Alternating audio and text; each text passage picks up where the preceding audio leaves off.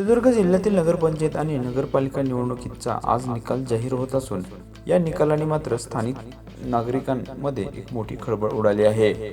विशेष म्हणजे सावंतवाडी नगराध्यक्ष पदाच्या निवडणुकीत श्रद्धा भोसले यांच्या विजयामुळे शिंदे गटाचे नेते निलेश राणे यांना मोठा धक्का बसला आहे।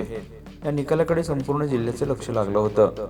सावंतवाडी नगर परिषदेवर भाजपची सत्ता स्थापन झाली आहे, तर नगराध्यक्ष पदाचे उमेदवार श्रद्धा भोसले विजयी झाले असून भाजपचे 11, शिवसेने शिंदे गटाचे 7, तर उद्धव ठाकरे शिवसेना 1, तर काँग्रेसचा 1 नगरसेवक पदाचे उमेदवार मात्र विजयी झाले आहेत।